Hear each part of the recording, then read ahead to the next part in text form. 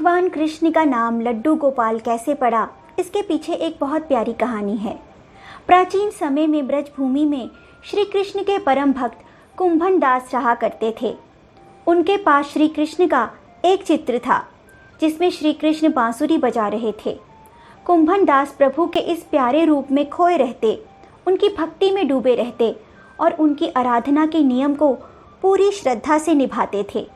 यहाँ तक कि वे घर के बाहर भी कभी नहीं जाते थे। एक दिन वृंदावन से उनके लिए भागवत कथा वाचन का न्योता आया। कुंभन दास जी अपने प्रभु को छोड़कर जाना नहीं चाहते थे। तब लोगों ने जोर दिया कि वहाँ भी आपको प्रभु भजन ही करना है, इसलिए न्योता स्वीकार करें।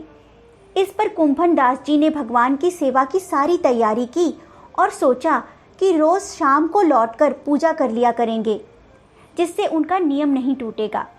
उन्होंने अपने पुत्र रघुनंदन को समझाया कि वो ठाकुर जी को समय पर भोग लगा दे, जो उन्होंने पहले से तैयार रखा है। यह सब करके कुंभन दास जी भागवत कथा कहने चल दिए।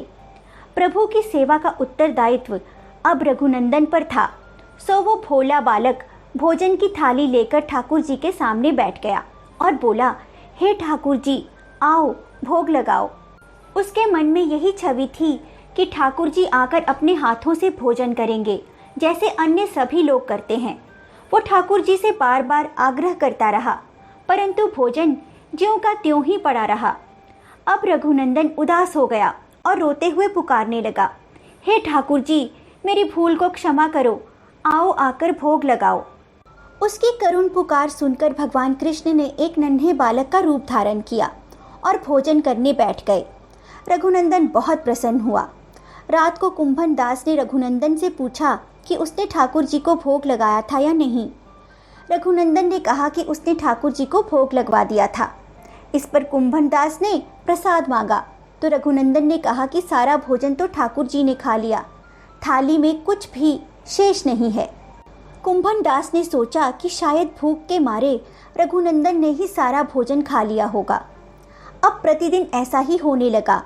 कुंभन दास भोजन की थाली लगाकर कथा कहने चले जाते और रघुनंदन ठाकुर जी को भोग लगवा देता।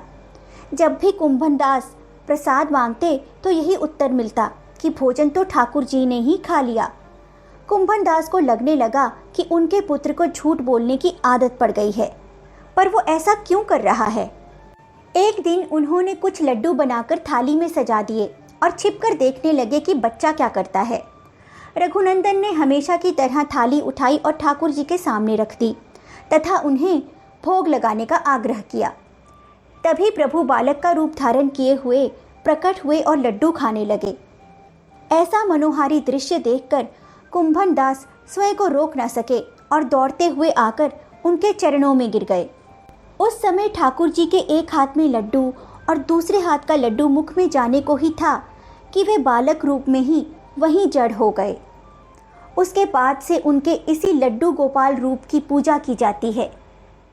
लड्डू गोपाल भाव के भूखे होते हैं। लड्डू गोपाल की सेवा ठीक उसी प्रकार करनी होती है जिस प्रकार एक माता अपनी संतान की करती है।